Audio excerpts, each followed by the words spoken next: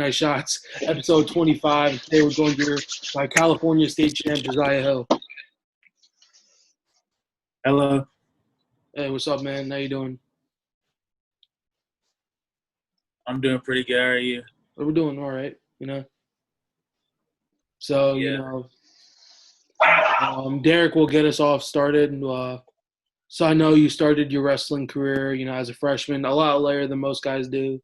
But in that short amount of time you've been wrestling, you've been able to become one of the most dominant kids in the country. So Derek will just start us off with your high school career. Josiah, welcome to the show, and I think you also forgot to add that in the introduction. Ranked number 10 in the nation. Obviously, coming off as just a freshman that decides you want to try out the sport of wrestling. I guess we'll start there. I mean, what kind of went through your mind your freshman year that was like, all right, I guess I want to join the wrestling team? Well, I was gonna play football, and then they told me it was too late to play because I didn't go to summer practices, and I was like, you know what? I gotta lose weight somehow. I can't just be playing video games no more. Can't be sitting around at the house. So my friend Devin one day he was like, hey, you should come out for wrestling. I was like, all right, sounds pretty good to me. Do I need anything? He's like, no, just come see if you like it first, then you can get yourself some shoes. I'm like, all right. To me, I thought it was gonna be like tables and ladders and chairs and stuff. I thought we were like about to hit people with stuff, but it turned out being like a lot harder and a lot more fun too. Have you talked to that football coach since, Because, I know you're basically, just a random chubby kid, like most heavyweights are, You have kids who are bred to be heavyweights, like they're just insanely jacked coming into high school. And then you have the kids who, they're just, bigger kids, trying to get some exercise, might as well do something. Yeah. And then, the coach was like, we don't need you here. You're just a random kid. He doesn't see any potential in you. Yeah. And then, senior year, you're the state champ. And this coach is damn well mad he missed out on it. Yeah.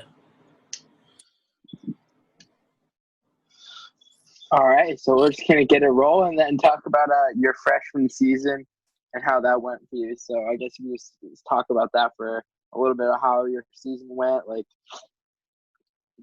ahead. Yeah, so I think I practiced a lot before I even competed, trying to learn the fundamentals and everything and getting in a good conditioning shape.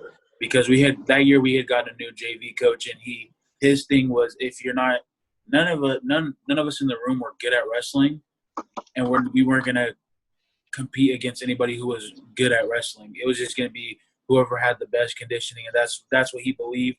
And I think that's what really pushed me and elevated me because I wasn't good at wrestling, but at least I wasn't tired and sloppy and also sucky at wrestling, So he helped me a lot there. And then my freshman year, I went to a couple tournaments. I think I placed at all of them except for one. I was never really good. I got beat up by a lot of guys, back to back. Same guys would beat me up. I couldn't beat them. And then at the end of the year, I won my JV league championship, which I was pretty good for a JV, but sometimes they'll knock down their varsity B guys to wrestle JV, so I could never beat those guys. Yeah, so a lot of people start off as a freshman like that, and I was fortunate enough to be on the varsity lineup as a freshman, and it's tough. It's tough wrestling no matter what. Kind of, especially with you. You never wrestled before, never stepped foot on that mat, so I'm sure it was definitely a different feeling for you. Yeah. In a state in a state as tough as California is, at the upper weights especially, I think hands down have the most dominant upper weights consistently. You have guys like Nick Neville, Seth Neville, Christian Rubitaro, Lucas also, and yourself. Having these guys who were and these guys are normally around that straight 280 range, and they're insanely big, insanely strong. While in other states you see guys just a lot of chubbier guys just casually winning state titles. While in Cali, if you're not ranked a top 10 guy in the country, you're not even in contention for a title. Yeah. So how was that? Just it's not going to be any easy run to get a title. It's going to be a lot harder than most guys have it in any other state. So how was that? Just like, getting beat up by guys consistently? Because I know the same thing happened to me, like as a freshman. So just getting beat up consistently was like, I think probably one of the most helpful things, because at some point I had to have, I had to get tired of not being able to take somebody down. I had to get tired of being the least successful person in the room, like losing to guys that I had, 50, 60 pounds on, just because they knew a little bit about wrestling. And that's sort of what drove me to want to be better, because it's like I know I can be the best at anything that I put my full potential into. So I knew like just going in there losing every day, eventually all that losing just helped me to start winning. Yeah. A main thing that I realized, like, once I started wrestling before, like, if you go back to my freshman year, guy would club me insanely hard. I'd just, like, kind of back down a little bit.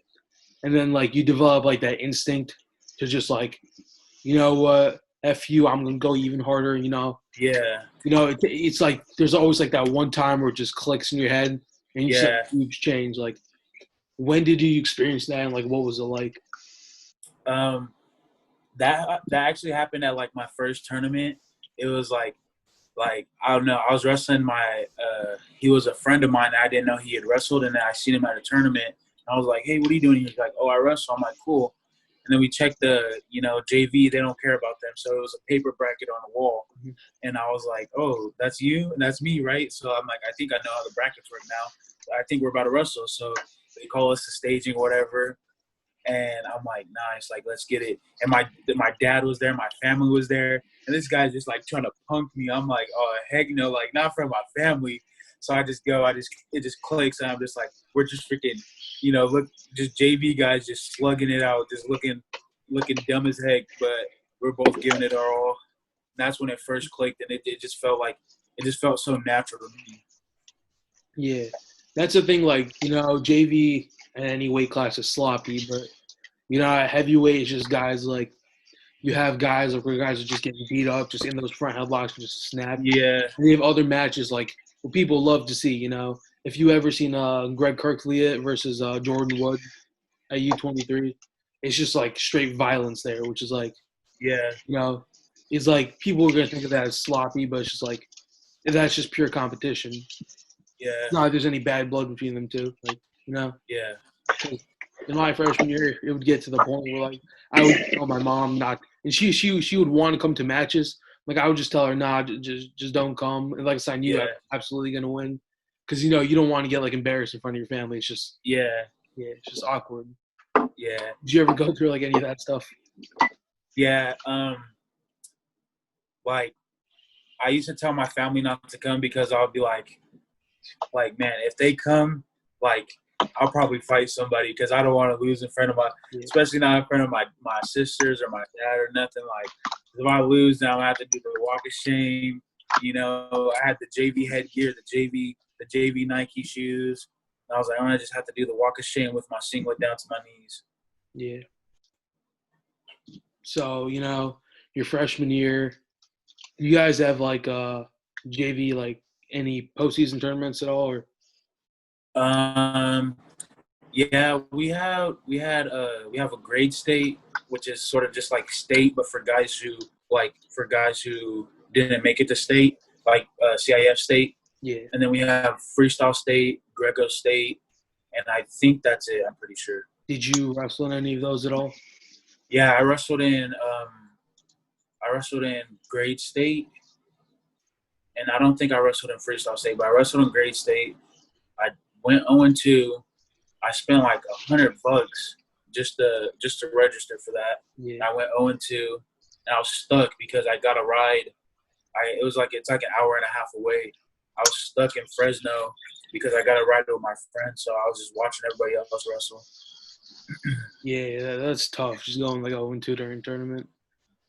I remember like I don't think we really my freshman year, like it was awful. Like I don't think I made it out of the first period in my matches, except for like varsity matches. Like he would throw me out against like another freshman who knew absolutely nothing, But the only difference between my coach and their coaches is their coaches had no regard for like their kids' like mental well-being at that point. Throwing out a freshman who's never wrestled against like a nationally ranked dude right there. My coach was somewhat cautious about that. And looking back at this, those 3 kids that I wrestled all quit that year. Yeah. For like that exact reason. You get put on varsity, you're hype at first, but then like you're not ready for it. And then after you start losing matches, like you start to get down on yourself. And then when you got thrown on JV as a freshman, did you guys have varsity heavyweight? Yeah, we did. We had 3 heavyweights, and then we all wrestled off for the spot. And I lost the very first round, so then the other 2 heavyweights wrestled off, and then my friend ended up winning it. Was the starting heavyweight, was he like a stud, or was he just like an average dude? He was sort of just like a placeholder. Yeah. He was just the best of the worst options. Mm-hmm. He was like a solid dude. Yeah, he was a solid dude, yeah. So, yeah, Cali wrestling, again, it's sort of like Jersey. You got what's it like, 1 postseason. You don't have multiple divisions or anything. Yeah. And like these matches are bloodbaths, Yeah. So your sophomore year, now this is your time. You went through your fair share of beatings freshman year, as like every heavyweight does. What's the main thing that clicked in the off season? The main thing that clicked was I just started knowing how to wrestle. I don't know. It was just like something like subconsciously happened where I would just naturally stay in a stance. I wouldn't have to force myself to stay in a stance. I like sort of knew a little bit more about hand fighting. I knew like I just knew how to fight well.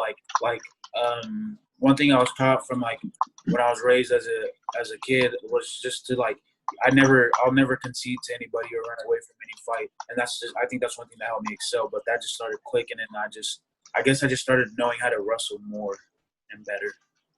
Were you big into? Did you get into lifting at this point, or? No, I didn't start lifting until that my freshman summer, and I was just like I was the biggest guy, one of the biggest guys in the weight room, but also one of the weakest. Yeah, that's another thing you see a lot with a lot of these bigger, younger guys. I remember I started off benching like I was like 165. Yeah, That's on the higher side of like a lot of these bigger freshmen you see coming in, like. Yeah. Because you also realize, like, I remember, like, you probably experienced a lot of this. Derek, you too. Like, you'll be in, like, elementary school or middle school. You see kids outside doing, like, cartwheels and stuff like that. Yeah. Look at that. It's like, Yeah. You see, like, kids doing just push-ups during gym class, and you're struggling to do one. It's just tough thinking about that. And then that's why they're stuck with, like, so good of a base to begin with. And then you're just out here just, like, and the main thing you see is pull-ups too, Like a lot of these bigger guys, they just can't do one. You're like, it's not going to be important. Let's just forget about it. Yeah. I still struggle with pull-ups. Yeah. I don't. Like I start getting back and I just start doing lat pull downs because it's like even if you can't do the pull-ups, you got to work the muscles. Yeah. Yeah, I honestly could probably say I could get like 3 good pull-ups in. Yeah. Before I'm like shaking and I'm like, is that you're like reaching your neck. What'd you say? Is that with the band? Not without a band. Wait, pull-ups like this or pull-ups like this? Like this. Oh, that doesn't count. Those are chin-ups. Yeah. Those are easy. Nah, but like you'll be like in classes, and you'll be like, teacher will say like 10 push-ups as a warm-up, but you're just sitting there, just kind of being like a 250-pound man, like in middle school, and then you'd be like, I'll just fake these out real quick. Yeah. Because it's not even like you could probably do them, but it's like embarrassing to the point where like, no. And like that's the main thing I think a lot of us have like overcome. Like when it comes to high school, it's like you don't care what anybody thinks at this point. Like, yeah, I can honestly give. You're a D1 recruit. You're one of the best guys. Like, and the fact that people love to only look at like at heavyweights. They only love to like look at our failures and not like what we've done good. Like you came from being a nobody to being a state champ. But if you drop a match, people are like, oh, you lost this kid. You're garbage, right? Yeah. And that's the same thing with me. Like I felt the same thing, but you have to like constantly remind yourself that, So like, what's one thing you used to do to like just like overcome that, like stay motivated throughout, like even when you look like you had like no hope. Yeah, I was gonna ask you what motivates you. Yeah. What motivates me is my family mostly. My family, and then just like the urge to want to win, because I do it for my mom and my dad, and then just the urge to want to win. I don't like losing at all. Losing is like, it's just such a, you know, everybody knows what it's like. It's like such a defeating feeling, and you gotta, like, like you have to explain to people, that you have to talk about your loss, and you have to think about your loss the whole night afterwards. And that's what motivates me, is just not to freaking lose. Yeah. I think you already graduated at this point, kind of. Yeah. You're done with school at this point, so am I. You probably taken some time to look back at like your high school career. Yeah. It's like you're not even like mad about the losses anymore. You No. ended your career off in the best way possible. You probably started in the worst way possible, and then I remember as a senior, like as a guy, I'm finally like a dominating guy. I can win matches at will. Like I'm out here pinning kids in the first period. And then you see these JV kids talking about like, oh, I'm terrible. I remember nobody else had it worse than me. No Yeah. one like where you came from, and that's what pisses me off. Like, I guarantee you, there's nobody who has it bad as like these freshman heavyweights coming to like 280. Yeah. It's No. rough. Yeah. Freshman heavyweights, I mean, not that any of them should feel sorry for themselves or use it as an excuse, but they do have it tough, man. You're fat, unathletic. Nobody likes fat, unathletic people. Yeah. You can't have fun with anybody because you get tired too fast. No girls like a fat guy. You're losing every day in the room. It's just not good as a. I mean, hey, some girls like the big boys. Let's put that out there. Some girls do indeed like the big boys. I mean, I don't know, man. Maybe. Yes. Like you'll be at like I remember I've wrestled with a couple of freshman kids from like other teams. Like you go with them, but you kind of get subconscious to the fact that like in these scrimmages where you're just practicing rolling around with other teams.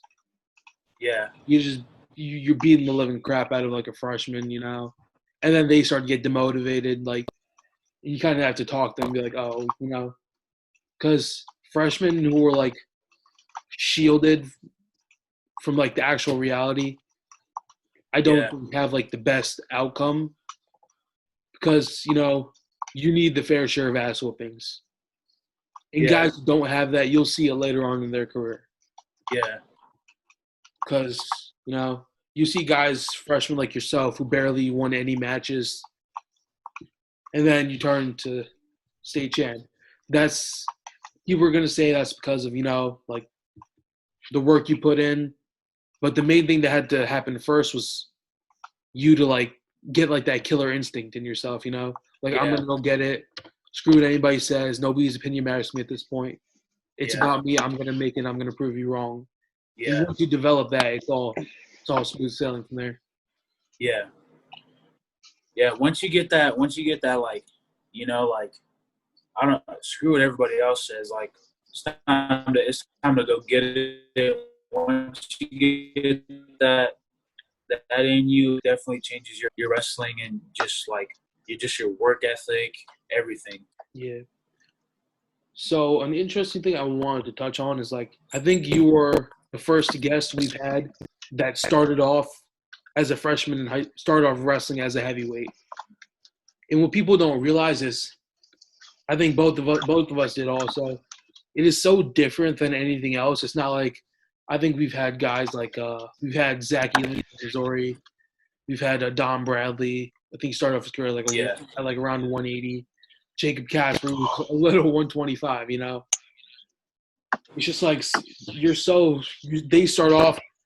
They're confident, dude. They're jacked kids coming into, not even jacked, even if they're not jacked, like they're lean dudes. They feel comfortable in their body, But you have to realize, like at a point, like when you're 280 coming in, or like even 300 pounds sometimes, coming in as a freshman, it takes enough courage to build up to even like come into the sport, She's like, oh, I don't want to be the guy that comes in and just quits.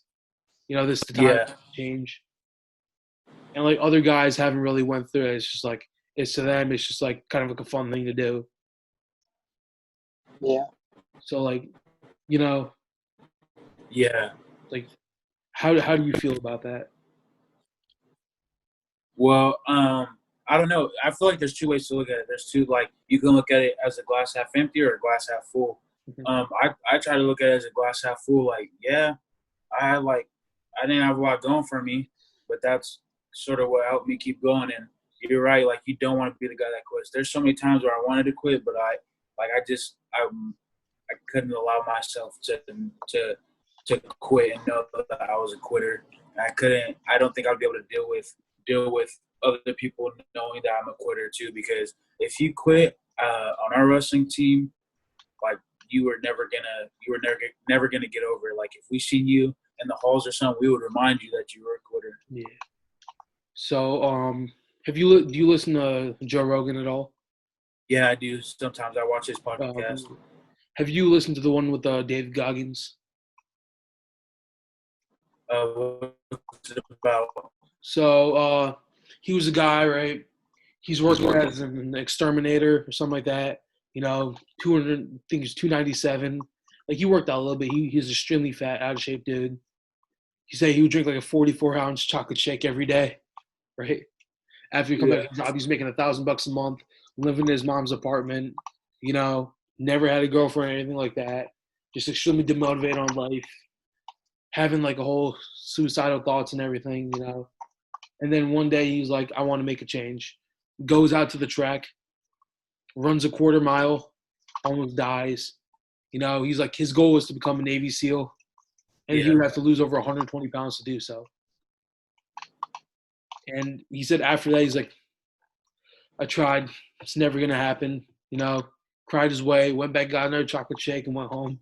He's sitting there around 300 pounds, and then something clicked with him. He's like, I'm going to get this done.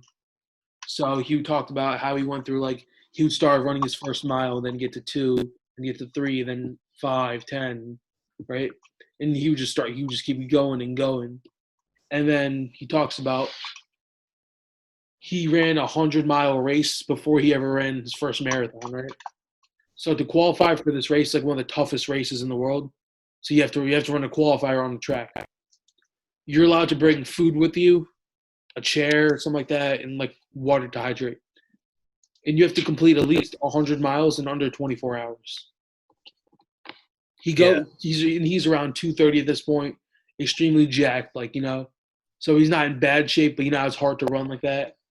Like, as an extremely, just like he's running, gets around, and he talks about like callousing your mind to get to the point where like even when you want to die, like, and you just want to quit, everything's going to absolute shit.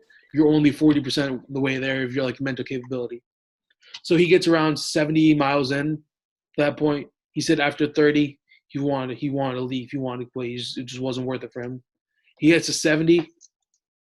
He sits down. He's lost control of everything. He has like piss all over his pants and everything. Blood just coming out of everywhere. I think like his shins are all scraped up. He had shin splints to the point where like they were about to like poke through the skin. And then this was about, I think, 13 hours in. Yeah. So, played a good amount of the race. And people could only imagine even being able to run 70 miles in total. And then, his girlfriend's coming over. She's helping him clean everything up. And then he gets back on the track. Yeah. Somehow figures out a way to get 31 more miles, gets to 101. Yeah. And then he finishes in 19 hours. And then he calls up the guy, says, can I enter the race now? He's like, I know you ran more than 100 miles, but the goal was to run for 24 hours. And that I think that's absolute, BS on that part. He said to run 100 miles, he said that put just a little bit of doubt in his head they need to work even harder. Yeah. And then the next thing you know, like a year later, he ran 204 miles in 39 hours. Yeah. and he holds the records for like the most pull-ups in a day of like 4,037, something like that. Yeah. And now he does like he was on Joe Rogan twice, which you know how crazy you have to be to do that, right? Yeah. I think there's only a couple guys that have done that. I think Elon Musk is one of them. Dave Goggins is another one. I think Kevin Hart's another one, right? The fact that like you can go from all the way there to like here, I just think is one of the like most motivational things people can look at. Because like I'll talk to like a bunch of these little kids talking to me, like these middle school kids, like, oh, I'm like 13 years old, I'm 270 pounds, something like that. Yeah. What should I do in high school? And then the first thing I'll tell most of them is to go on YouTube and watch that episode. Yeah. You know, because you see kids, like you have some exceptions, you know, Nash was probably around 250 or 260 coming out of middle school or something like that. The dude's probably jacked, like, but then you realize a lot of these like 13-year-olds, they're just like big chubby kids, you know, like 250, 260. You're not seeing like many like in shape heavyweights coming out. You should be like, oh, what type of workout should I do? And then people don't realize to the extent that it's like it's not the workout. It's like just do something at that point. And like you talk to them, they're just not doing anything, you know? Yeah. Like maybe I should start with like I told them to start like I'm just like every night, every morning when you wake up, do as many push-ups as possible and do as many squats as possible, do as many sit-ups as possible. Just try to walk more, be more active, and then do the same thing at night. And then I'm like checking me with a week. I'm like, and then I text them a week later, you know? Because like I'm not the guy who just doesn't respond to DMs and stuff like that. Check with them a week later. I'm like, have you been doing? He's like, nah, man, I don't think it's gonna help. And I'm just like, I'm like, so what have you been doing? He's like, nothing. And I'm like, how do you expect to get results? And they're just like, oh no. Yeah. It just seems like, and these are kids with like, aside from like their whole weight and everything, they're living like a perfect life. Yeah. That's the main thing. Like, as like a bigger athlete, you don't really know because you consistently get made fun of everybody. Like as the underclassmen, you know. Like, what are some of your experiences with that? Like, not even my experiences with like people like outside. Not even just with the sport. Nah, you know, like spectators like looking in on your sport. Like, you know, you can be like an all-state lineman. These cheerleaders will not give a flying about you. You know. Yeah. But you can be like a 1-year starter, like wide receiver, and then all of them be over you. You know. Oh yeah. To be honest, the one thing I faced with that was, for me personally, I just have gigantic titties. Yeah. They're big, dude. Abnormally large. But anyway, so whenever I would wrestle, I always get nip slips. And man, every time I walked off the mat, whether it was a win or a loss, I'd always hear that, be like, "Oh, you got a couple nip slips happening or whatever." Like, "Oh, did you see his titty fall out?" Like, "Yeah, man, can you just acknowledge that I won or something? Look, I did something pretty cool at least." You know what the worst part is? If you ever saw any of my thing, like my sophomore or junior year, I tried to put together a highlight tape. I could barely do it. Because like, he gave me like an extra large singlet, right? Which is normally like people think like, okay, that's big enough. I'm like, no, it's not. It's not. It isn't. It's like I would get to that point, like you know, like if you see like again, I think this happens to like darker skinned people, you know, just like genetics wise, like the bigger you get, like white guys just go like round, right? Yeah. Black guys and like the Indian guys, like darker Indian guys, they get titties, which is just worse. But like you know how you can like suck in like, do you have the ability to like suck in your stomach and make it look like you have abs? Not make it look like I got abs, but I can make myself look skinnier. I remember I used to practice, like, you know what a vacuum is, right? Yeah. Yeah, I used to practice those, and I can suck in like my stomach and make it look like I have abs. Yeah. You can't exactly do the same thing with your titties, right? If you, I remember we got extra money for the budget going into my senior year. The first thing the coach did was buy me a 2-piece. That exact reason. Yeah. No, you see, 2 pieces weren't flattering for me either. So I just stuck with singlets, because if I got a singlet and like, you know, the strap part, if the strap part was big enough, I'd be okay. But sometimes they ordered like one time they ordered singlets from I don't know what company, and the strap was like this big, dude, and I was just like, oh my god. You know the Penn State singlets where they have like the close shape in the back. Yeah, those are the ones you don't want. Yeah. If I was gonna go wrestle for a D1 school, it's gonna be Maryland. Yeah, yeah. Like, it's not even like the feel at a point. Like, I feel comfortable wrestling in a singlet. Like, if I'm in the wrestling room, I'm chilling. But you just feel like so much more secure. Like, it's like you ever just wrestle somebody pops out, you're like real quick, and then like, get back into it, and you're just like so unfocused from the match at that point. But I love that's the reason like my coach got me the 2-piece. I love that every heavyweight has the respect for each other that they let you fix your titty if it falls out. Like, I never wrestled a heavyweight that, like, I'm fixing my strap and he blast doubles the fuck out of me. Usually we're cool. I'm fixing my straps and he's like, all right, now we get to go back to wrestling. I don't think I've ever met somebody who's like, oh, blast double, here we go. I'm like, what's worse? I remember my coach yelled, take a shot while he's putting his titty back. Like, he yelled as loud as possible. And then after the match, like, I still ended up pinning the kid, right? After the match, he's like, why don't you do it? I'm like, we got that mutual respect. He let me put mine in. He can put his in. Yeah, you got to have respect for his heavyweights, Yeah. But our singlets usually are really, really good. We're like we are really lucky enough. We are partnered with My House, so My House makes all of our gear. They make our singlets, our fight shorts, like all of our shirts, like everything. So they make some really, really good, really great quality singlets. The main thing, and my coach ordered me some type of cut singlet. The straps, the body part goes up to like here, so I don't got to worry about the titties. You got high cut singlets. I told my coach just like order one like that, but he's just like, no. That's what I said. Yeah. Like, he orders low cut singlets for like the point. Like, I don't realize. And he doesn't even take into account, like, I'm 6'2", right? Yeah. And then most kids in, like, Jersey, it's not like it's not like you're in Texas or, like, California where they have, like, 6'5" behemoths just rolling around everywhere. He orders a singlet for, like, a 5'8" guy.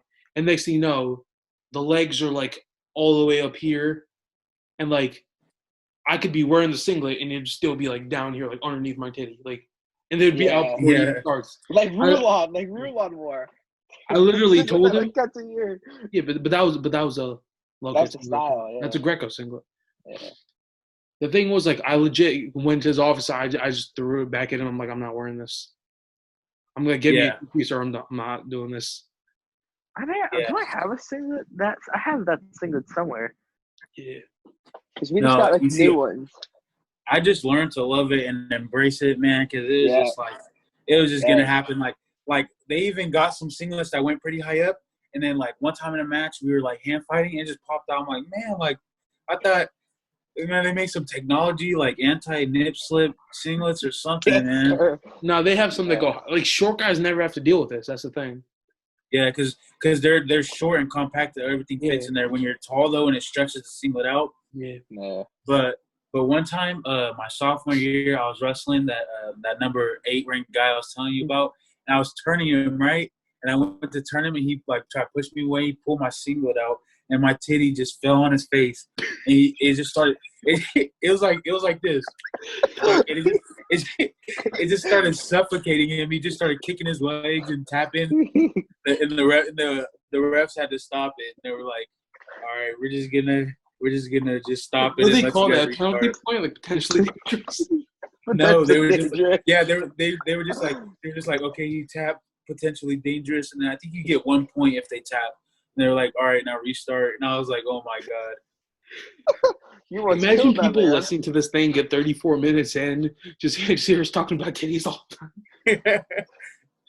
I remember one time this is like my junior year where I wore a singlet. I'm running like, like what a head pinch is, kind of. Yeah. It's like where you have your knees like around their head with like a hammerlock on the other side. I started running it, but my singlet gets like stuck on like his thing because like it was like a sticky material. It just starts pulling down and down and down. Luckily the video's from the backside, but you still see them like just dangling on the sides. That's the most awkward thing. And then I didn't realize that their team was right here just staring at my titties. Yeah. It was just the most awkward thing. And everyone on the team's like, They just don't say anything, and then when the match ends and I turn away, they all just start laughing. I think like the best moment I had like that situation was, we had really good. We've always had good singlets because our school is just, I don't know. We always have our wrestling team always ends up getting like a pretty good budget for the year, so we usually get new singlets every year. But junior high, we wore like the varsity's old singlets, and like the heavyweight in front of me who just graduated was 6'6", and I just get this singlet thrown at me. And he goes, "That's the size that we have for you." And I put this thing on, and it's down to my calves, and they're pinning this thing on me, like pushing the sides, pushing the sides, pin. I'm like, how am I gonna wrestle in this? As I wrestle, it was just titties everywhere. But I was lucky enough that the kid I was wrestling was also titties everywhere. He was about 5'5", 250 pounds. I'm like, oh Lord. Yeah. It was a good match. Like, I'm gonna be in college next year. I'll have the opportunity to wear a two-piece. I just like that. That's the point of like, oh, maybe I should lose weight at that point. Maybe let that single fit better, A one piece in college. I like people it. go to like these D3 matches. Or D2 matches. That's the thing. So yeah. No, I sort of like it. I sort of use it as a conversation piece. You can learn how to do tricks with them. You can do party tricks and stuff. So I sort of like it. But I think one of the worst things is like I sort of like it. I mean, wait, no. One of the worst things on top, when you're on top and and your titty falls out, and it's like your hand fighting his hands, trying to get wrist and stuff, and it's just like, and you look up and you see somebody staring at you, like staring at your titty, and you're looking at them, and they're just like, trying to look away, like, hey, I wasn't staring. It's like I know it's out there, man. Like, it's just like awkward stare, like, or when like the opposing team coach is staring at your titty, you're like, ah, fuck. Yeah. That's why the worst was yeah. Senior night when the cheerleaders are all around the mat and a titty falls out and you're like, no. Yeah. That's nah. At that point, I'll sacrifice my legs. I'll pull that singlet up just to pull those straps higher. I'll sacrifice that. Yeah. I remember my junior year in the off season, I just learned how to throw legs. It's like you'd be on top of them. Like you need to fix it real quick. You can just go up. Your hands aren't. Yeah. But then he got me a two-piece. I was just doing whatever I felt like during the match. Yeah. Yeah, I tried a two-piece on. We got a couple of them for like our 195s and up. They got two pieces for us if it was like just as an option, just because like honestly, our coaches. I don't like him. I didn't like him at all. It's weird. It's like the shirt. It's not that comfortable.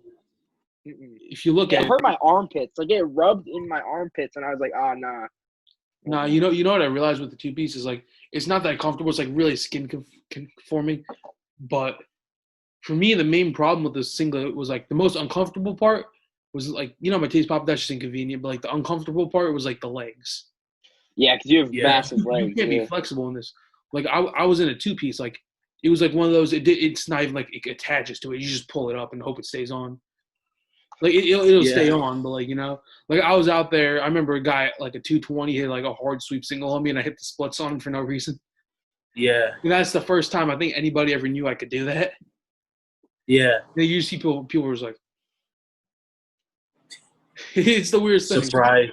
Yeah, and like that's honestly the biggest part. You just feel like more free to move around, honestly. Yeah, no, two pieces weren't for me. I wrestled at this dual tournament thing, and there was an option between two piece and a singlet, and my team went with a two piece, and I was just like, I don't know, man, like I don't have good history with two pieces. They give me the two piece, right? I go to the bathroom because there's girls in the stand, so I'm just I'm not gonna get in my boxes in front of them, so I go in the bathroom. I put the shorts on. The shorts, they're pretty cool.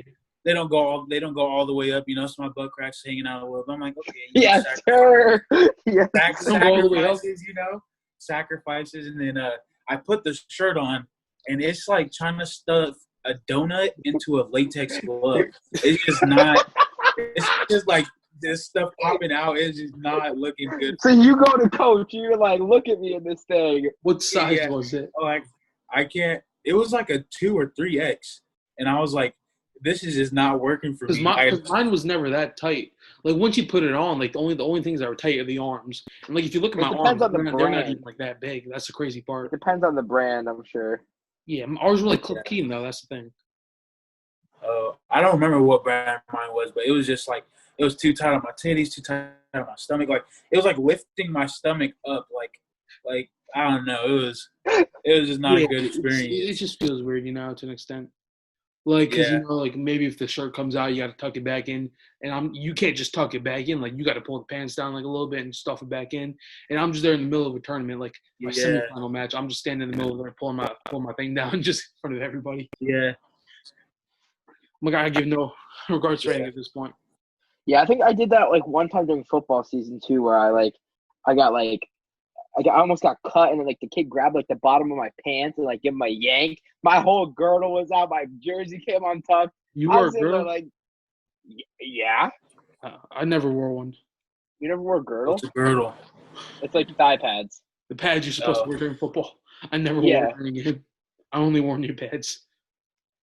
Yeah. I wore the girdle just because, like, I have, like, my knees hurt, and, like, it kind of just puts, like, that pressure on, like, the top of the knees. I've never had a dude try to cut block me. Oh, well, I got cut blocked, and, my pants came flying, the girdle was out, one guy tried jersey flopped out. I'm like, look at what you did to me. And then we played a team, right? This one kid just played with his belly out the entire game, and the ref didn't say anything to him. Literally, he had his jersey, like, under his titties, and that was it. His gut was covered in dirt. If a ref comes to you, just be like, oh, the jersey was too small, man. That's what he said. I swear, that's what he said. He said what's the ref going to do, argue with that? Yeah. I remember, what's it called? One guy tried to cut block me. It was awful, right? And I hit him with the cement mixer. For real? Yeah. Literally, I just felt it down. I'm like, I got to pancake you. You know how when guys fall on their face, you want to pancake them. You don't know what you want to fall on top of them. Cement mixer is like the best move for that. Yeah. Because I remember I'd be on offense, and guys love to charge right into you when you're big. They charge right in. Literally, all I would do is just take 1-2 set, come back, swipe their hands. They would fall right in the face. Yeah. We never got past your sophomore year of high school. Oh, yeah. Sophomore year, A 30-minute talk about titties would throw us on the hub afterwards. Yeah. This video's going to go somewhere other than YouTube after this. Yeah, somebody better watch this. Do you have any pictures back, like, before your freshman year or anything? Say that again? Do you have any pictures from, like, your freshman year of wrestling? Yeah, I do. I have some. Yeah, you gotta send me some of those. Make like a dope photo with that. I look like a complete dork, but I'll send them through. Just put one of those on this side, and you have to win your state title on this side. Yeah, do that. That'd be good. I'll send it to you after this. Weird question. What tournament did you win where you got the cowboy hat? That's Doc B. You won that? Doc B? Yeah. Oh, wait, he was Colton Schultz the year before. I'm bugging. Yeah. I'm like, nobody really exists anymore. No, like, number one guys exist at that tournament. At Doc B? At heavyweight anymore. I mean, at heavyweight. Like Neville's, Colton Schultz. Yeah, the year before, though, was like the year before was a real good year to be a heavyweight. There's Colton Schultz, Seth Neville's. There was this other guy from Wyoming Seminary was there. Yeah. He wasn't that great, but no, he wasn't that. He wasn't that great. I think John Birchmeyer was there ranking wise, but he was actually like pretty good. Like he did good against some of the Cali guys. Like then there was this guy from Nevada who was there. He was pretty good. And then there was a guy from Oregon who was there who was pretty good. He was like 1 or 2 from Hayden Oregon. Kopass. That's what it was. So no, Hayden Kopass wasn't there. He wasn't there? No, I thought Hayden Kopass was from Illinois. Oh, Lucas Luffman maybe. He wrestles at Illinois, but I don't know. I think the craziest match I saw was what was it? Colton Schultz. So you see Nico just take a shot on him, and then Colton Schultz straight has a front headlock. You think you're safe there? You're just gonna snap. You can go for 2. Now this man comes all the way behind that leg and goes like full suplex on him, like sideways. Yeah, I was like, oh yeah. I wish I could have wrestled those guys, but they're really good. Like we have this open tournament at CSUB, and I remember Seth Neville's wrestled there. He took 3rd or something against like grown men.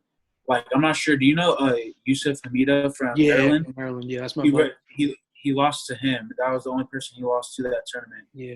And I remember I was watching this one video on Flow that came out just a couple of days ago. You obviously know who Don Bradley is, right? Yeah. Yeah. It's Don Bradley versus Yusuf Hamida. Don Bradley blasts doubles Hamida into the table. Yeah. Don Bradley's like sponsor comment is like, yeah, they should have known better. I replied to that comment, I'm like, the table should have moved out the way. Yeah.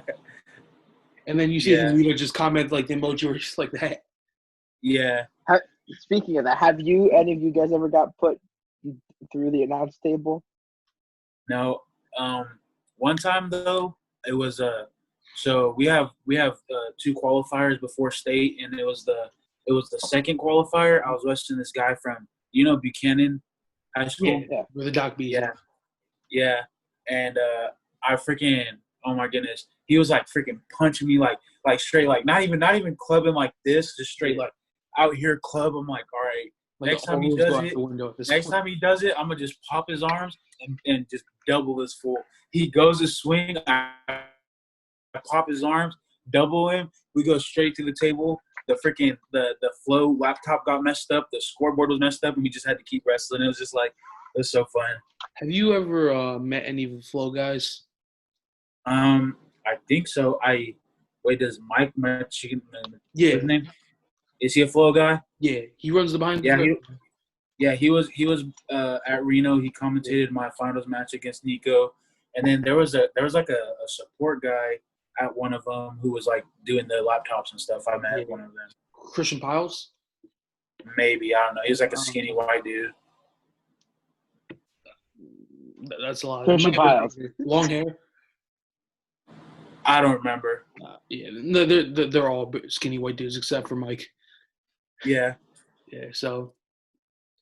Yeah. I think the most hyped up match would have been Seth Neville's versus Colton Schultz at the Doc B.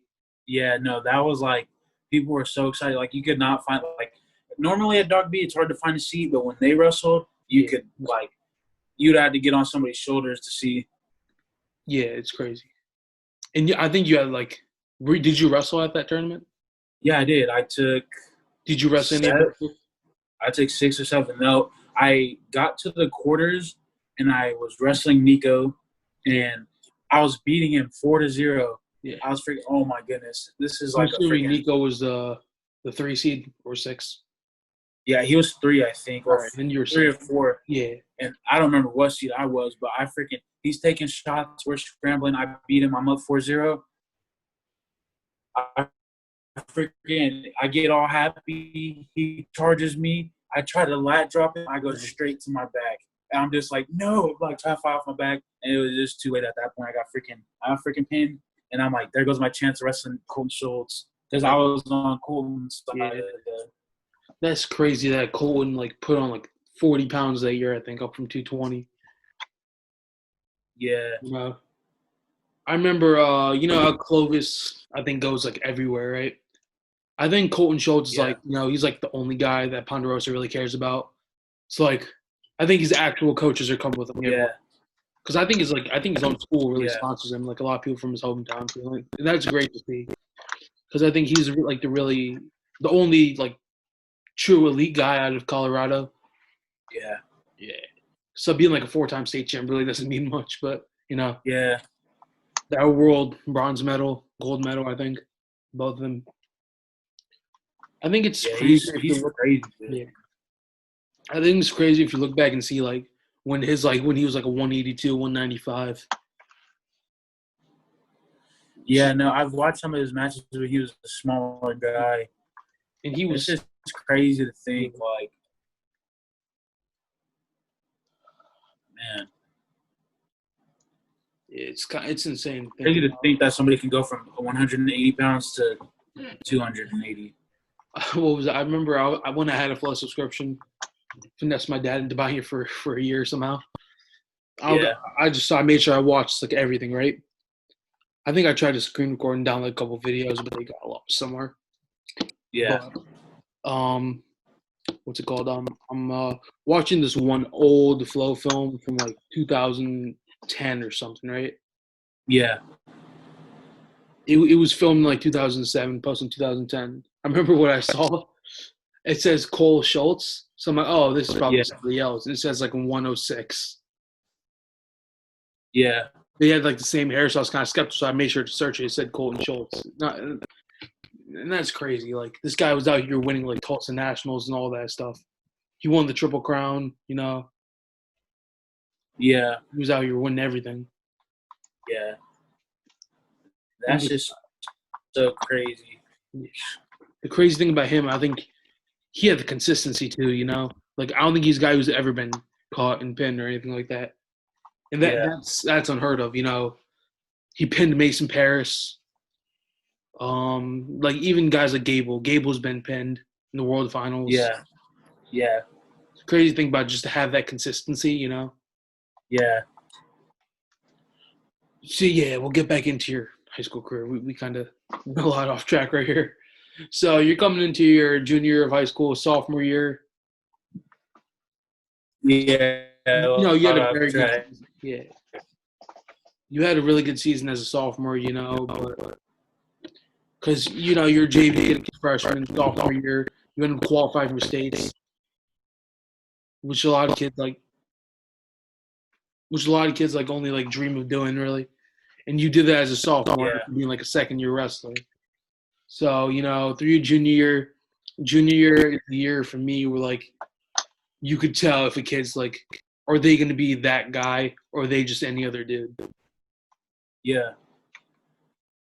Well, my junior year, that was, like, I had a chance to win, like I was, like, a possibility to win state. Like, it wasn't out of my reach, you know? Like, you know, some people say, like, oh, I want to be a state champion, but it's like, you know, you sort of have to wrestle some more guys. You have to do a little bit more for that to be like a feasible goal. Like that was like a realistic goal for me, was to win state that year. And then, but it would have been like a dogfight every single match, you know, and it was every single match. But that year I ended up, I won my Masters, I won my Valley. I didn't get to go to nationals. Even though, because the year prior I had took sixth at NHSCA Nationals, and then I took sixth or seventh or something at Fargo, but then I didn't get to end up going next year. So anyway, my junior year, I do that. I win both those qualifying tournaments. You know, that's kind of like a big deal because that's the hardest sections in California. But all the guys who I would like who were ranked above me were all in different sections. So I'm like, man, you know, I'm like, I don't know how any of these guys wrestle. I'm not the type of guy to watch film or anything. So I'm just going and see what happens. So I make it to the quarters. I'm wrestling the guy who beat Nico at state that year for the championship. I'm wrestling him. He's super, super strong. I'm trying to stay in good position though. He snaps me down. I don't know what he did, but I could not breathe anymore. And then that was it for me. I couldn't breathe, and then after that, it was just I was out of it mentally. And then I ended up taking seventh because I lost one more time. Yeah. But it was whatever. But I still had a good time. Yeah. You know, you lost in the quarters, but the biggest thing is, you know, you won that blood round match after that, which is a lot of things. Like, you see guys lose in the quarters that necessarily shouldn't have. You see them just get mentally down themselves. Like if you lose in the semis, you have a semi-slide. It's not good, but, you know, it's not the end of the world. If you lose in the quarters and you mentally go away, you're done. You know, you lose that one match, it's over. You win that match, no matter what, you know, you're a first-time state placer, you know. You're obviously extremely happy about that. You know, didn't go the way you want to, you know. You always want better from yourself, but you didn't. You're a state placer as a junior. And Nico is going to go down, I think, as one of the best kids ever to not win a state title. Yeah. Heavyweight. Oh, yeah, for sure. You know, he's wrestled. He's had some of the worst falls. I think he got injured his junior year. He had you his senior year, you know. Colton Schultz, Doc B. I remember he wrestled Seth Neville's before, too. Yeah. And it's just crazy how the upweights have been for him. Yeah, he's such a good wrestler, though. Like, he's one person who I wrestled competitively, like not in the room or anything, where I felt like if he took a shot, I wasn't completely hopeless, but he was in better position the entire time. or like he stayed in better position a lot of times, like, better than I did. So I don't know. He is a really good wrestler, and I think you're right. He will probably go down as one of the better wrestlers to not win a state title. Yeah. It's tough to see that too. Like, you see some of these guys that are like top 3 guys. Judge Aragona. Yeah. Wrestler Rutgers. He made the finals once, lost to Pat Glory. Lost to Quinn Kinner, who's number 1 in the nation. Pat Glory was number 1 in the nation. I think he lost to another kid who's number 1 in the nation, ended up taking second, and third. Then his senior year, finally, he's the number 1 guy, and he wins 1 state title. Put him in any other state, he wins 4. Yeah. Yeah, no, I think another person who has it like that is, Joey Cruz? Maybe. Joey Cruz. He wrestles in Richard Figueroa's weight. Oh, yeah. Jack Jeffrey? Yeah. Yeah. I was looking at this, and I see Figueroa just tech him. I was like, whoa, this kid's also ranked in the country. Yeah. I want Steve to win the weight. Like, I'm not going to be the only guy. Everybody's riding the hype. Little Mohawk kid. But, yeah. I think Figueroa is just so physically dominant. Like his technique is probably the same as Steve-O, but, size-wise, he's just so much bigger than everybody. Yeah, I know. He looks big for the guys he wrestles, but one thing I noticed about Richard, he wrestles the same match every single time. Yeah. He's so consistent, and he's so, and his technique is so consistent. He knows what he's going out there to do, and he does it. That's why. He doesn't even hit. Like, he's not out here hitting, insanely flashy stuff. Like, he's out here, to score points. Yeah. He's there to win a match. Yeah. And those are the good guys. Like, that's why you see, guys like, Mason Paris. I know I hate on him a lot, but, he'll get in on shots and a high volume of shots. If he connects on the shot, it's either 2 points or 6. Yeah. Dumb. But if he doesn't, and you're good, have good defense, you can catch that cradle and pin him.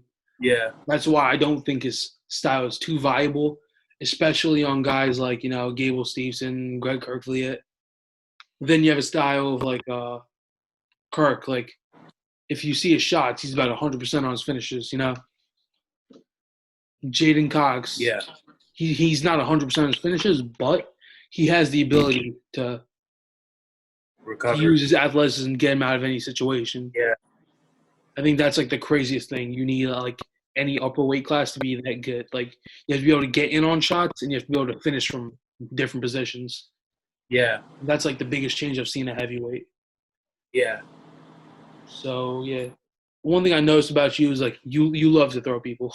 Yeah. I didn't come that way till my senior year, because I remember I wrestled this one kid. He was Rutgers commit. I ended up throwing him, so I was like, okay. I've never practiced a lat drop before, so I'm like, okay, this can be my thing now. It worked on a good kid. Theoretically, in your mind, it's going to work on everybody. You have your fair share of pinning yourselves with them, and people be like, oh, you shouldn't be doing that if you pin yourself with it. But you could pin yourself going for a shot too. So yeah, yeah. I don't necessarily. I like taking shots more, but I understand how much safer and how much more effective throwing is, and throwing just comes to me more naturally. Yeah. But I don't know. I guess I've always just been better at throwing than shooting. That chest strap you were hitting. Yeah. That chest strap you were in. If a guy shoots somebody with his head down like that, he's getting chest wrapped also. Yeah. But you have that one time where the guy's shooting on you, you think you have the head stuffed, try to chest wrap, he gets his head up at the last second, you're not going anywhere. Yeah. Yeah. That's kind of the couple things you have to balance out there. Yeah. That's why I think a guy like Colton Schultz is so dangerous, yet he might be the guy to get caught and pinned, Yeah. But so you're done with your junior season, end up placing 7th, not what you wanted, but a lot better than going home too, Would you win 4 matches at state probably? Yeah, I think so. So around 32. Won my first 2, won my blood round, and then won my placing round. So won 4. Oh, you guys have 16-man bracket? No, we have a 32 plus like 4 guys. Oh, you guys got pigtails too. Yeah. We changed it so we have like 8 regions, 4 people qualify. We used to do region champs get a bye, so only 3 qualify from each region, and then we just gave a 4th guy a qualifying spot, so there's no first round byes in state. Oh, okay, yeah. I mean that's better, but there's always like that blood round of region where it's like you go 3rd, 4th, 5th, 6th. I think those are like some of the craziest matches you'd be seeing because like not even like the blood round states like. The blood round state matches are like I think they're so like one-sided a lot of times because you have a senior who's going for a title who's just like I already lost this match, it doesn't really matter, and then they just end up not placing and losing to like a 30 seed they should have been. And then you have a freshman who's so like optimistic. He's like, I'm like a 30 seed, right? I lost a 3 seed first round, and just like momentum's rolling their way, and then they end up taking like 7th or 8th as like a 30 seed, Yeah. But yeah, so you play 7th in state, pretty good performance. Your eyes are set at the top of the podium, right?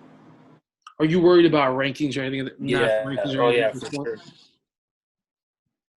Nah, I'm not really a big ranking guy. Like all the rankings I know are from what people tell me, but I'm not a real big rank guy. And then the next year comes and I find out that I'm ranked number 2 in the preseason rankings or whatever. I'm like, that's pretty cool. Like, but then some people think it's like more of a big deal. And I'm like, okay, so like if this is a big deal, it didn't add really any pressure. It sort of made me hungrier to like get that first place spot, to erase all doubt from anybody's mind. So I was ranked 2nd, and I was always either first seed in a tournament or 2nd seed, depending if Nico went. Mm-hmm. And then so I started my year off wrestling this tournament. I wrestled a couple guys who I knew, and then Nico was right there. So we wrestled. I'm like ready to go. We're wrestling. I was a little bit out of shape, no excuses or anything, but I lose by I think 2 points. I'm like, I'm beating myself up, but then my coach started telling me like, you got it next time. Like, all right, I believe you guys. We wrestle at Reno. Mike Malinci, Chucko, or whatever his name is. Mm-hmm. He was commentating it. I beat him by 4 points, I believe. And then we wrestled at Doc B. This is when people like really stopped, really started thinking like this is when I had my best shot to win the state title because I wrestled everybody. I wrestled everybody who was going to be at state, or I wrestled somebody who beat somebody who was going to be a contender at state. So I wrestled Nico, and then I think I majored him or won by like 7 points or something like that. And then we get to the postseason and get to the qualifiers. I win again. I win my Valley, and then I win my Masters. They weren't like too incredibly difficult.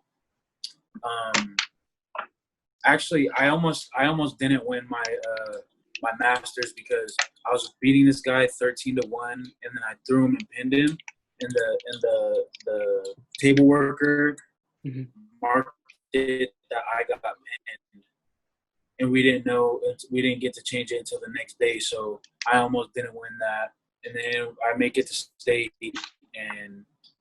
Wait. And then me and Nick, so he takes me down. Go ahead. Wait, you said they marked it wrong on the table worker? Yeah, he marked it wrong and said I got pinned. Did you do like after your matches? Like us like big tournaments, we have to go to the table. You have to sign like a sheet of paper or something like that. You don't do that? Yeah, no, we don't have to sign a sheet of paper. You just walk up and be like, Josiah Hill, and then they'll be like, yeah, we got you as winning or whatever, Oh, yeah. So you check in before the match and after? Yeah. Okay. Because us, like, I remember like at our county tournament, like these smaller tournaments, you don't really have to do that. You have to like walk up, you have to sign your name on a sheet of paper. Yeah. Dude, that would suck. Like, what would they do if like they found out late? I don't know, because I think they would have to change that, right? Yeah, they changed it. They definitely changed it. They were just like, oh yeah. But the worst part is there was no cameras, so they could have, if the other people would have argued it, it might have been a controversial thing. Yeah. But I mean, I don't think anybody's really gonna argue that though. So yeah, but I was just getting text messages like, "Hey, I'm checking the brackets. Is this true? You got pinned?" I'm like, "What the heck are you talking about?" And then the next day we get it changed and everything's all right. So it wasn't all that bad. Yeah. And then we make it to the state tournament. You would have been freaking out. Yeah. I'd be like, first I was just like, what if I can't get this changed? Like, what if they messed up? I'm like, and then you'd be like having blame memory, like, well, what if I actually did get pinned? What if I just don't remember or something like that? Yeah. Just like something stupid going through your head at that point. Yeah. No, yeah, that's what was going through. I'm like, man, what if they don't change it? Then I gotta explain to everybody. Everybody's gonna think I'm a liar. Everybody's gonna think I'm in denial because I'm supposed to be the best, whatever. But anyway, wrestle that tournament, win, and then I make it to the state championships. My first 2 matches weren't too difficult, and then I get to the quarters and I wrestle this guy. He's pretty good. I think he cradled me. Can't remember. I think he cradled me, but then I pinned him 30 seconds later, and then I wrestled my semifinals match, and they're like, "Well, if it's gonna be anybody who beats Josiah Hill, it's gonna be this guy." And then I majored him, almost pinned him, and then I'm in the state finals, which is honestly just it's an incredible feeling. It's such an electric feeling. You walk out, you see everybody, you get your name called, introduction, everything. You get the spotlight on you. You see yourself on the big screen. It's an insane experience. Anyway, I go out there. Nick takes a shot, and then I tried to do that, whatever that thing was. Whatever. It's kind of like a chest wrap chin whip. Yeah, like that. And then I didn't get my hips on top, and that's when I got in danger of getting pinned. And I just hear the crowd go, "Oh no!" Like everybody's like, "Oh my god!" And then I'm like, "Oh snap!" So then the first period ends, and the second period I choose down. And then Nick, this is where he messed up. He, instead of just cutting me, he dropped down to a leg. Mm-hmm. And then I just reached around and then just whack with him. Yes. So main question I'm gonna have here is before the match even starts, you're running out your first ever state final. Experience-wise, Nico has the advantage. He's been there before. He lost last year. He probably has more motivation to win at that point. You don't want to be the guy who loses in the state finals twice. That's tough. Like if you have one shot, God gives you a second shot. You don't mess this up at that point. You're running out there. There's obviously a lot of nerves going through your body. Are you a guy who tries to stay calm? Hello, Derek? Are you a guy who tries to stay calm throughout these, or do you just because I know I wrestled one D1 kid. It was the first match of my season. I've wrestled other Division I kids, and they pinned me in under 20 seconds, right? Yeah. It was bad. And then this kid, I'm I go out there I'm extremely nervous because I know I can stand with this kid, but on the off chance that he just charges at me and throws me or something like that and pins me 10 seconds in front of my home crowd too, because it's the first time I've wrestled a high level kid in front of my home crowd, and my mom's there too, so I don't want her to have to see that. And then I go shake his hand. I'm like, oh shit, now it started, and the rest of the match is a blur for me, really. I ended up losing. I scored on him, which I think only 2 other kids this entire season managed to do so. Yeah, I guess that's a good accomplishment. But going out for that match, what's going through your head, just in your body? Well, but in the preparation area, before you ran out, I was just back there talking to my people. I ended up getting a massage from this random coach. He's giving his wrestler a massage. I'm like, hey, you giving those out for free? He's like, yeah, man, lay down. So he starts giving me a massage, man. I was on cloud 9. All my stresses went away. I forgot I was about to wrestle. I was so comfortable, I almost fell asleep. And did your coach see that? Huh? Did your coach see that? No, they weren't down there yet. But I was I'm getting up. I'm like, oh my god, I'm so relaxed right now. I don't even know what to do with myself. Anyways, then I start walking around trying to get my body warm. And that's when the nerves start hitting me, because that's when Nico came down. I see Daniel Cormier. I see, I see that I'm about to come up. I'm watching the match before it's about to end. That's when, I'm getting nervous just thinking about it again. But I was like, man, all right, what do I got to do? And then I just hit my knees. I just started praying. I just let God know, like win or lose, everything be in His glory. And I was just calm after that. I wasn't nervous, not a single time after that. Then I go out there and wrestle, and I just felt good the whole time. So you go out there and wrestle. You go big within I think 10, 15 seconds of the match even starting. What he wants to do, he did the right thing. He tries to set the tone, get a quick takedown, maybe put some doubt in your head. Because I'm pretty sure he pretty much toyed with everybody the entire season too. Yeah. It was just you two guys at the top, right? Yeah. And then he gets you on your back, which is going to be a huge confidence booster for him. What were you thinking after this? Were you thinking okay, relax, reset, or were you like, oh, that's not good? I was a little bit like, oh, okay, so this is a real wrestling match, right? It was all fun and everything, the hype, and I was like, all right, I gotta get more serious and be smarter and stuff. And then the period ended, and I was just like, all right, gotta pick bottom because I gotta try to get out of this 2-point deficit. And then after that, it was just natural instinct, everything, my body just went for me. There was no thinking involved at all. Yeah, so, and then you kind of go for that move again, but it's a little different situation, It's kind of just like a do whatever at that point. It looked like at that. Yeah. It's like you just felt something, you went for it. Yeah, honestly, I felt it felt right, and I did it. Yeah. Because guys are going to think of that as just a sloppy move, but, for me, you have guys that love going for headlocks, but, they feel it. They go for it, and you're going, you're going flying above, Yeah. So you get that pin. I've seen a replay of it, just the emotions that run through your body after, you start off from nothing as a freshman. Sophomore year, probably your biggest jump. Junior year, you're finally a state placer. Senior year, that's the goal everybody has in their high school career, to be a state champ. And you finally achieved it. What was it like? It's just, honestly, it's think of every time you've been happy in your life and jam it into one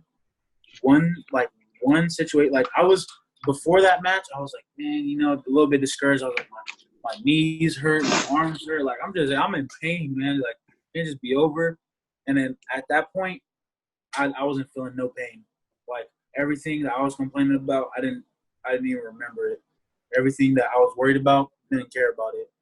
It was honestly it's honestly a moment of just pure joy, the happiest I've ever been in my life. Yeah, you're just I finally did it. You just feel relief. Your high school career is over. Some emotions going through your head there. I capped it off with a bang. It doesn't matter how you start; it matters how you finish. You finish in the best way. You finish in the best way possible. Yeah. I can only imagine how it feels. Yeah. I've talked to Jimmy Mullen a bit.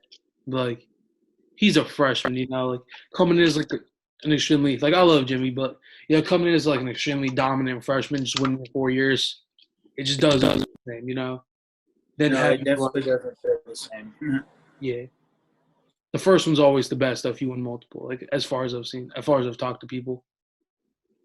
Yeah. Especially a heavyweight. Yeah, you could definitely see it. Yeah. Have you ever seen Nick Neville's state title, his first one? No. No, I remember he was 217.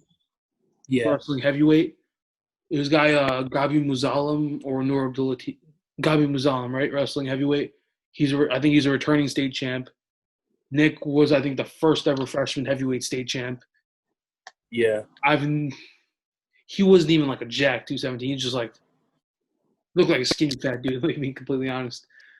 And then you just see his emotions after, and what's crazy is Nick Neville isn't a dude who celebrates or anything after matches, he's normally just a chill, humble dude. And just see him freaking out like that was just it was insanely cool to watch. Yeah. No, I think the craziest part about celebrations is you have so many celebrations in your head.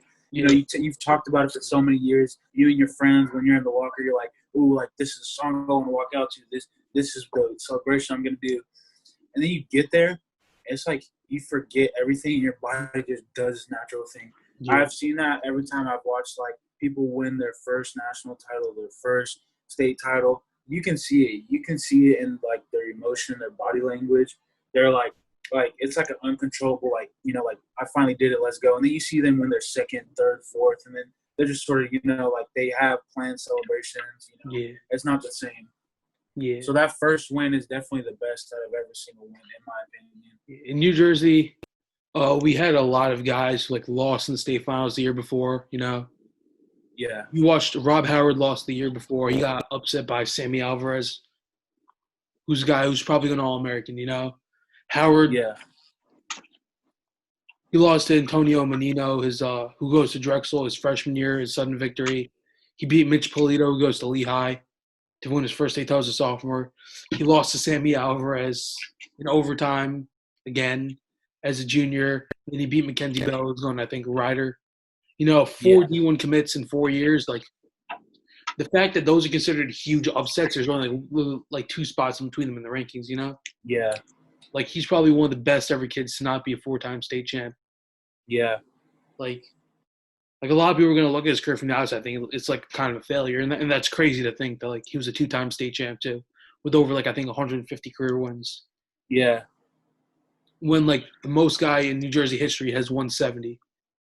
yeah, And that's something you get the luxury of in, like, states like California, I think Michigan, where guys get, like, 250 plus matches in their career.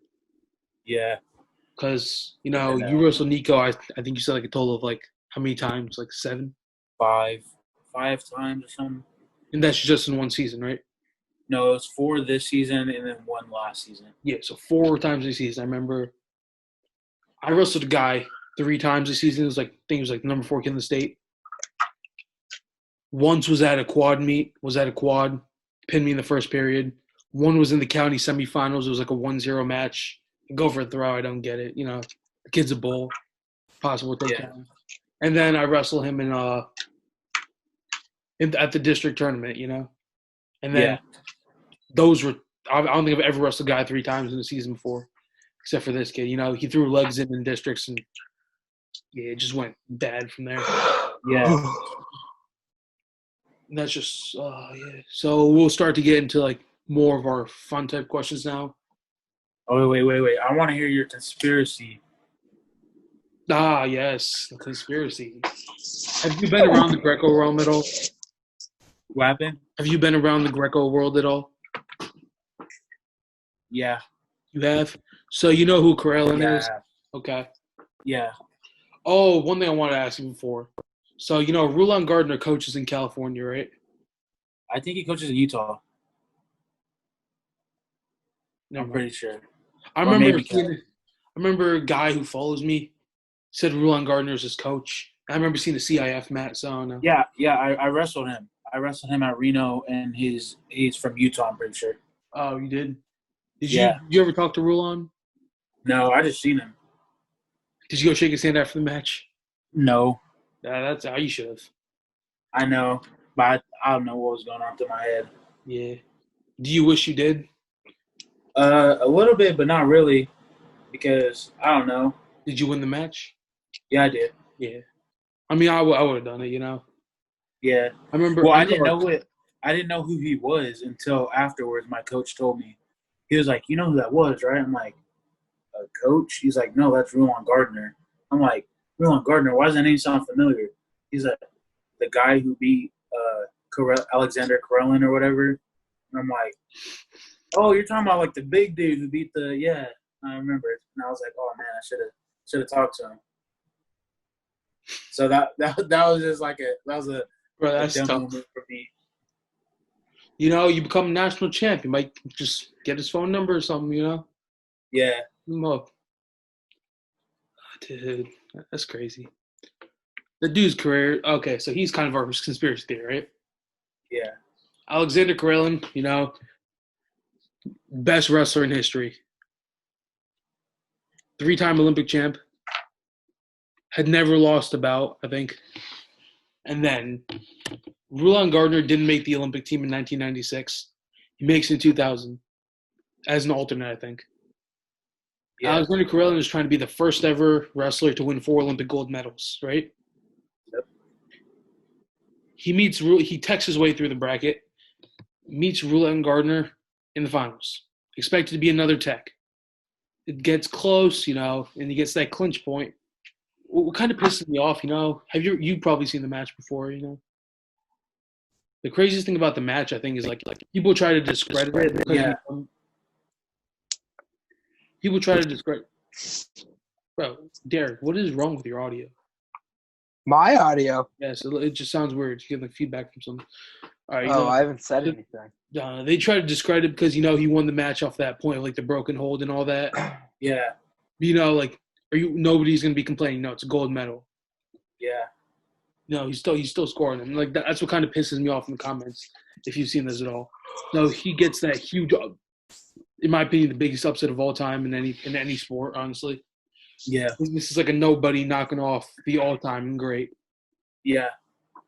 So Rulon comes back for a bronze in Athens. Gets into a bunch of other crap. Stuff just doesn't go his way. He loses like half his foot to some like snowmobile accident. Ends up on The Biggest Loser. He's upwards of 500 pounds, I think. Gets down to like 300. And then he becomes a coach. And then, so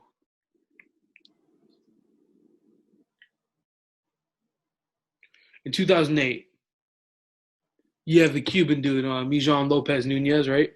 Mm-hmm. You know who that is? Yeah. He wins his first gold medal there. Yeah. London dominates, wins another gold medal. Rio dominates, wins another gold medal. This is the last one. I think he's like 39 years old. Good thing about Greco's guys last longer in Greco, like your knees and everything, your body lasts longer. So a thing you probably don't know is the day of that Rulon versus Karelin match, Colton Schultz was born, right? Oh yeah, I've seen this. So Colton Schultz is going to be in the Olympic trials. Yeah. If he's not expected to make the team, neither was Rulon. Colton Schultz, what if he knocks off Adam Cole in the Olympic trials, makes it to the finals against Lopez Nunez, and beats him there? Yeah. That's just crazy to think about. Like I kind of just made that up on the fly, but I feel like it might happen. Yeah. If it does happen, it was called here first. I just want to make that known. Yeah. Let everybody know you claimed it first. Yeah, I made a post on my Instagram. Made sure to do that right as soon as it came out. Yeah, I seen that. I was reading it and I was like, okay, this is a pretty pretty crazy conspiracy Even theory. if I think if Lopez wins, he's not the first ever. He'd be the first ever male. I think some woman from Japan won 4. So. Oh, okay. Yeah. The fact that they don't give any of the female wrestlers credit, and I think that's kind of bullshit at that point. Yeah. 4-time Olympic champ at anything. At any sport, in any. Even winning one, Yeah. Yeah, that's crazy. So yeah, that's conspiracy theory. Take that however you want to. Yeah. The question is, what do you think about that, Derek?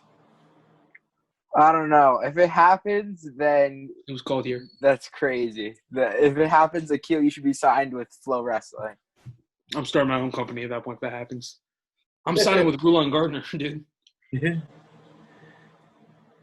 All right, Akil, thank you for having me. You too, Derek. Thanks for being such a kind host to me, but I'm getting tired. I also got to use the restroom, so I'm going to go. Peace out, bro. All right, peace out, dude. Thank you for having me, Akil. All right, yeah, of course, man. All right, see you. Yeah. All right, yo, so this has been yeah, sorry, guys. It's kind of getting late. It's almost 1 in the morning right now. So this has been episode 25, Late Night Shots with Josiah Hill. And, yeah, we'll see you guys tomorrow.